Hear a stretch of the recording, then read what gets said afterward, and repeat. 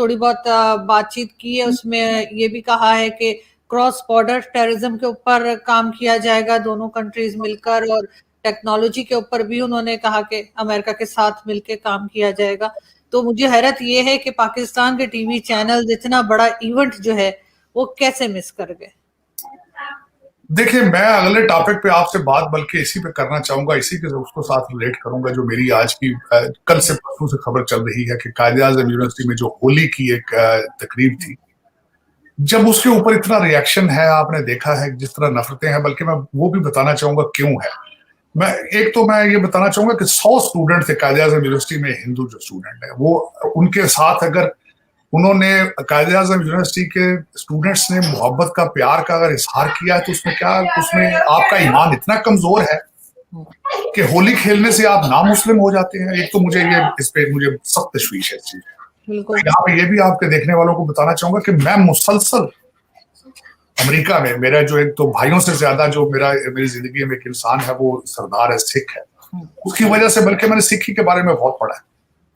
आजकल मैं बुद्धिज्म के ऊपर बहुत ज्यादा पढ़ रहा हूँ। आजकल मैं टाओइज्म के बारे में पढ़ रहा हूँ। मैं बल्कि तिब्बतन बुद्ध उनको भी पढ़ रहा हूँ जो मंक्स हैं, और उसके बाद जो बर्मीज मंक हैं उनके इनसे पढ़ने से या किसी दोस्त के साथ मंदिर, गुरुद्वारे, चर्च में जाने से आपका ईमान कमजोर हो जाता है, बजाय किसी दोस्त की खुशी में शरीक होना। तो उसके बाद, लेकिन ये हुआ क्यों है आरज़ू, ये बताना होगा ना। मेरे जैसा बंदा जो कि मैं समझता हूँ कि स्टूडेंट है पॉलिटिकल साइंस का, एंथ्रोपोलॉजी का, करंट अफेयर का, वो सोचता ये है कि the most popular handsome man, जिसकी खूबसूरती की वजह से आपने, उसकी हैंडसमनेस की वजह से आपने उसको अमीरुल मोमिनीन बना लिया है, वो हर स्पीच के कुछ का आगाज करता है अय्या का नाबुदु व अय्या का नस्तईन। उसका रिजल्ट क्या होगा जब उसको आपकी एजेंसियों ने जब उसको बताया था कि मौलाना रिजवी जो है उनके वोट बैंक के ऊपर डाका मारो और नए पाकिस्तान का ख्वाब छोड़कर रियासत मदीना को अडॉप्ट करो, फिर उसका रिजल्ट क्या निकलेगा? तो निकला, फिर उसका रिजल्ट निकल रहा है। और मेरे जैसे लोगों की एक यही अलमियात है कि पहले इसकी एक डोज हमें जनरल ज़ियाउल हक साहब ने दी थी। चले, उसके पीछे तो डॉलर थे भाई, मुजाहिदीन से बनाने थे, रशिया को लड़ना था, वहां पे भेजना था, बच्चे, माओ के बच्चे मरवाने थे, डॉलर बनाने थे, अमेरिका से वो तो बन गए। इसके बाद मुझे ये समझ नहीं आती कि ये जो हमारे अब के अमीरुल मोमिनीन हैं, इनको क्या जरूरत पड़ गई है कि हर बात में ये कहते हैं ये सियासत नहीं, जिहाद है। जरूरत है आपको जिहाद की? चले ठीक है, जिहाद करो, गुर्बत के खिलाफ करो जिहाद, यार जहलियत के खिलाफ जिहाद करो, जो पढ़ने नहीं दे रहे हो बच्चों को। अगर कोई पढ़ा लिखा बच्चा होता, अगर आपकी कौम आज तालीम याफ्ता होती, तो ये जो होली के ऊपर आपने बैन लगाया, ये करते ही। सर नोटिफिकेशन दिया इन्होंने, वापस ले लिया वो नोटिफिकेशन, लेकिन जो डैमेजेस होने थे वो तो हो गए। लोग उस बात का मजाक ही उड़ा रहे हैं। मुझे दुख है, अफसोस है इस बात का, क्योंकि ये माइंड सेट रीड करता है। आज अगले यहाँ पे बनाते हैं, वो कहते हैं कि हमने टैलेंट, अमेरिका के अंदर हमने टैलेंट बच्चे भेजने या पढ़ाने हैं। इस वक्त आपका 2.5 लाख भारतीय स्टूडेंट हर साल आता पढ़ता है यहाँ, और आप उसके दूसरी तरफ हैं कि आप उनको कहते हो ये सियासत नहीं जिहाद है, और जिहाद करिए। कैसे लोग हो यार? अब तो सऊदी अरेबिया भी बॉलीवुड पे चला गया यार, जहां पे दुनिया बुरके पहनती थी, जहां खातून औरत जो है गाड़ी नहीं चला सकती थी, वहां पे वो बॉलीवुड के जलसे करा रहे हैं वहां पे, और आप लोग रिवर्स गेयर है। नहीं तो समझ से बाहर। सर आपने देखा इस्लामाबाद में जो सर 2 दिन पहले तमाशा चला था ये लाल मस्जिद वालों का, किस तरह से वहां की औरतें निकली थी डंडे लेके और कह रही हैं कि जी तुम लोग भूल गए हो सुसाइड बॉम्बर्स को, एक भी आ गया तो दिमाग सही हो जाएगा। सर ये भी तो एस्टेब्लिशमेंट के ही बनाए हुए लोग हैं, काबू क्यों नहीं आते? हर बात ही एस्टेब्लिशमेंट की आरज़ू। मैं अब क्या करूं, मैं अगर 2 लफ्जों में सारी आपको हिस्ट्री बता दूं तो 1947 से लेकर 1957 तक आपने 7 प्राइम मिनिस्टर चेंज किए। उसके 58 के बाद आप अयूब खान साहब ने आपका डिफेंस हाउसिंग सोसाइटी की बुनियाद रख ली, और आज तक आप फिर उसी में घूम रहे हैं। लेकिन ये कि मुझे समझ इस बात की नहीं आई कि आप जो कुछ भी है आपको इस सारे जो इस मझधार में से निकालेगा कौन, इन सारे क्राइसिस में से कौन निकालेगा आपको? ये एक लम्हा फिक्र गया है, इस वक्त परेशानी का बायस है, ना सिर्फ मेरे लिए बल्कि पूरी दुनिया के लिए। और ये रेडिकलाइजेशन, अच्छा मैं ये भी मेरे भाई हैं, इनको मैं बताऊं, एक्सट्रीम ऑफ हर चीज की अच्छी नहीं होती। पानी आप 2 जग पानी के पी लें फिर भी वो भी खतरनाक हो जाते हैं। तो आप हर चीज की इतनी एक्सट्रीम पर क्यों जाते हैं? ये ये किसकी अथॉरिटी? आप क्यों अपने मजहब को और अपने ख्यालात को पूरी दुनिया के ऊपर आप समझते हैं कि हम ही ठीक है, दूसरा दुनिया का हर बंदा गलत है? ये गलत, ये सोच इटसेल्फ इज रॉन्ग मेरी नजर में। ये कभी नहीं सोचना चाहिए कि मैं ही हमेशा ठीक हूं। दूसरों को भी जिंदा रहने का हक है, दूसरों को भी अपने अपने ख्यालात, अपने मजहब के ऊपर अमल करने का उतना ही हक है जितना आपको है। ये इसको मैं हमेशा एक और बात बताना चाहूंगा। मेरे एक अजीज थे, रिश्तेदार थे यहाँ पे, उन्होंने आके masters in theology from Columbia university में की थी, और वो हमेशा ये कहते थे कि ऑर्गेनाइज रिलीजन ने अभी तक तो फिलहाल दुनिया में कुछ भी नहीं अच्छा किया सिवाय डिवीजन की, डिवाइड कर देता है। रिलीजन को एक स्पिरिचुअल एपिटाइट की हद तक ही रखा करो, इसकी एक्सट्रीम पर ना जाएगा। गलत बात।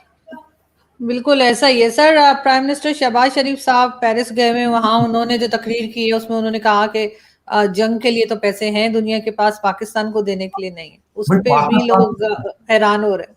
नहीं, पाकिस्तान को तो दुनिया दे दे के थक चुकी है। आपके मोहल्लात जो है दुबई और प्लाजे और आपके इंग्लैंड में आपने फ्री में ले लिए, क्या ख्याल आपका? दुनिया तो देती है आपको, दुनिया तो दे दे के थक चुकी है, दुनिया बैंकरप्ट हो चुकी है आपको पैसे दे दे, लेकिन आप पैसे रखे भी तो सही पाकिस्तान में। मैंने अगले दिन, मैंने शायद आपको नहीं मेंशन किया, मैंने एक टेक्स्ट किया था कि 14 मील के अंदर इनकी हुकूमत है, हमारे मियां साहब की, शहबाज साहब, 14 मील के अंदर 90,000 गाड़ी है इनकी फेडरल गवर्नमेंट, 50 अरब रुपए का ये सालाना तेल जलाते हैं।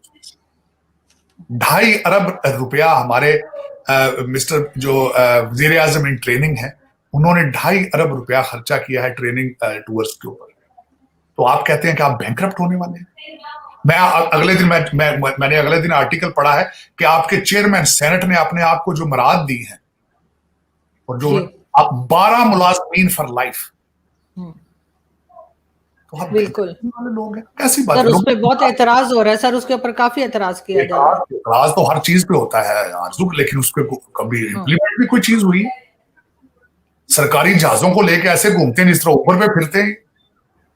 हमारे जो पिछले अमीरुल मोमिनीन थे, जिनके हाथ में हर वक्त माला होती, तस्बीह होती है, वो आते ही उन्होंने पहले भैंसें बेची थी प्राइम मिनिस्टर हाउस की, फिर गाड़ियां बेची थी, और फिर ऐसे हेलीकॉप्टर के ऊपर चढ़े फिर उतरे ही नहीं उससे।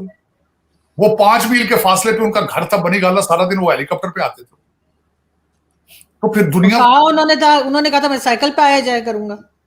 साइकिल पे क्या आना है? उन्होंने ऐसा धोखा दिया कौम को, मैं समझता हूँ कि तौबा है। आज आपके आज भी मैं हराम जिस पे मैं चीखता हूँ कि हमारे आईवी लीग स्कूलों से पढ़ के भी ये गेम है, मैं वो चीफ जस्टिस साहब की आज भी देख रहा हूँ, और जो नया ड्रामा खोल दिया खोसा साहब ने और इस्तेदाद हसन साहब ने किया नया, और एक से एक चीजें ऐसे ऐसे मैं क्या इस पे बताऊं। लेकिन कराची पोर्ट को यूएई को भेज दिया इन्होंने, यूएई के हवाले कर दिया।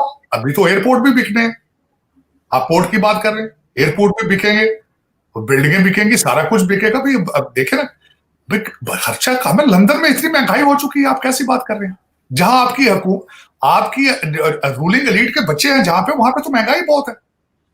अभी तो लोग बेचेंगे। आपने बेचे अगले जो किश्ती में मारा 300 बंदा, वो बिके थे ना, उनकी मुझे स्टेटस बता दें। और वो तो मुशर्रफ के जमाने में भी बेचे थे, वो तो खुद कहते थे 4,000 के कितने पाकिस्तानी बेच डाले थे जी। 5,000 का बंदा बेचा था, अपनी बुक में लिखा। लेकिन देखिए दुख है, अफसोस है, क्या हो सकता है। खासकर मैं जब देख रहा हूँ, यहाँ देखता हूँ भारत की तरक्कियां देखता हूँ, तो दिल को मलाल तो होता है ना। इंसान है हम भी, सोचे तो हैं कि हम कहाँ जा रहे हैं, तो दुनिया कहाँ जा रही है, दुख तो होता है, क्या करें। लेकिन अगर हम टीवी पे नहीं दिखाएंगे तो उसका क्या मतलब है कि भारत में कुछ नहीं हुआ है? हम जिस तरीके से अपनी न्यूज चलाते हैं, जैसे हमारे टीवी चैनल्स हैं, उस पर आप कोई भरोसा नहीं करते। आरज़ू, इस वक्त दुनिया जो है वो टीवी देखती कोई नहीं। इस वक्त सोशल मीडिया पे हर इंसान का अपनी प्रायोरिटीज हैं। कोई ट्वीट से देखता है, कोई कुछ जगह से देखता है। अब टीवी एक ओल्ड फैशन हो चुका है। इस वक्त खबरें जो है मुख्तलिफ जराए के जरिए पहुंच रहे हैं, जो जानने वाले हैं। मेरे जैसा बंदा जिनको एपेटाइट होती है हर वक्त टू नो इट, मैं बिल्कुल कोई किसी किस्म का टीवी ना सीएनएन देखता हूँ, फॉक्स देखता हूँ, लेकिन सारा दिन मैं कंप्यूटर पे मेरे सारा दिन की ख्वाहिश होती, सर्टन प्रोग्राम देखता हूँ, सर्टन वेबसाइट पे जाके पढ़ता हूँ। ब्लूमबर्ग है आपका, मैं तो सीएनएन भी पढ़ लेता हूँ, मैं उसके टीवी पे जाके बैठता नहीं, टाइम लगता है उसमें। बल्कि कई आर्टिकल तो मैं गाड़ी में बैठ कर सुनता हूँ, इनके फॉक्स के और इनके जो आर्टिकल, सर्टन जो इनके एडिटोरियल होते हैं। लेकिन हर बंदे का अपने अपने चॉइसेस, बट नॉट टीवी है मेरे ख्याल में। अगर आप ये समझें कि टीवी बंद करके आपने लोगों को इन्फॉर्मेशन नहीं देनी। अब लोग मेरे ख्याल में टीवी से बेजार हो चुके हैं। बिल्कुल सर, मुसद्दिक मलिक साहब का कहना है कि 20 से 25 बिलियन डॉलर की इन्वेस्टमेंट आ रही है यूएई से, कतर से, चाइना से, पता नहीं कौन कौन सी कंट्रीज, उन्होंने लिस्ट भी बता दी है। तो क्या वाकई में कुछ आ रहा है? और बिलावल भुट्टो कह रहे हैं कि अब अच्छे दिन आने वाले हैं, क्योंकि वो खुद आ रहे हैं बकौल उनके। उनके अच्छे दिन आ रहे, पाकिस्तान के अच्छे दिन थोड़ी आ रहे हैं। उन्होंने तो यही कहा ना, अच्छे दिन आने वाले मेरे। उन्होंने साथ स्लोग उन्होंने कहा था भाई दुनिया मेरे, उन्होंने कहा अच्छे दिन आने वाले हैं मेरे, उन्होंने लफ्ज ये इस्तेमाल किया होगा। तो वो पाकिस्तान के अच्छे, या तो बता दे मुसद्दक मलिक साहब, बिलावल साहब, भुट्टो साहब बता देना भाई ये फला हमने स्टेप ले लिया है, इसकी वजह से दुनिया भाग भाग के यहाँ आएगी काम करने के लिए, ये इन्वेस्टमेंटें आएंगी तो इस वजह से आएंगी। बता भी तो देना वजह कोई। मेरी नजर में जब तक अदालतें और लॉ एंड ऑर्डर ठीक नहीं करेंगे, इन्वेस्टमेंट दूसरा तो अलग की बात है, पाकिस्तानी ओवरसीज जो है वो जाने से डरते हैं वहां पे। मेरे जैसा बंदा यहां से चढ़ता है, एंटी डिप्रेसेंट खाता है पहले कि पता नहीं मैं जा रहा हूं, लैंड अनप्रिडिक्टेबल है, पता नहीं कौन उठा के ले जाए, क्या पता क्या होना मेरे साथ। तो ये तो एक हाँ ये जरूर है कि जिस तरह की बातें कर रहे हैं आप कि अब अच्छे दिन आ गए, कौम के अच्छे दिन, यही तो पिछले अमीरुल मोमिनीन भी कहते हैं, हर बंदे ही कहता है। एक कुछ अल्फाज इन्होंने सियासी बना, कहते हैं हमें खजाना खाली मिला था। ये तो सभी कहते हैं सर, कोई ऐसा नहीं आया जिसे भरा हुआ मिला। सियासी होते हैं। बाहमी ताल्लुकात के ऊपर हमने डिस्कशन की, अब खतरा टल चुका है, अब मुल्क नाजुक मोड़ से गुजर रहा है, अब हम तकदीर बदल देंगे, हम कानून किसी को हाथ में नहीं लेने देंगे। ये सारे तो एक सियासी किस्म के बयानात हैं। इसी तरह वो मलिक साहब को भी पूछा होगा, काफी अरसा हो गया सर आप टीवी पे नहीं आए, तो उन्होंने कह दिया होगा यार सारा कुछ आ रहा है, दुबई भी आ गया, सऊदी अरेबिया भी आ गया, ये भी आ गया। भाई क्यों आएगा भाई, ये भी तो बता दो साथ रीजन यार। सर इसाक डार साहब ने जर्नलिस्ट को थप्पड़ जड़ दिया, उसने सवाल पूछे थे। मेरे ख्याल में थोड़ा सा उन्होंने बोले, थप्पड़ तो तक तो नहीं गए मेरे ख्याल में। उन्होंने यही कहा था यार मेरी जान छोड़ दो, मैं बहुत परेशान हूँ, मैं सर में दर्द है, पैसा डॉलर है नहीं, मैं तो आया था भाई लंदन से बड़ी उम्मीदें लेकर, यहाँ आपके पास कुछ भी नहीं है। तो वो घबराए हुए जरा लग रहे थे मुझे। लेकिन जर्नलिस्ट का दावा है सर, ये पता नहीं वीडियो नहीं आई कह रहे नहीं मुझे थप्पड़ मारा, लेकिन मैंने वीडियो 2-3 दफा रिवाइंड करके देखी, मुझे लगा नहीं कि उन्होंने थप्पड़ मारा, क्योंकि आसपास काफी और लोग भी थे। लेकिन खैर कुछ भी हो सकता है। मैंने जो आपको बताया कि उस मुल्क में रहना एक तो फुल टाइम जॉब है, और उस मुल्क में कुछ भी हो सकता है, इसमें कोई शक नहीं है। थप्पड़ जूते मुँह मारना ये सब तो मामूल का हिस्सा है ना।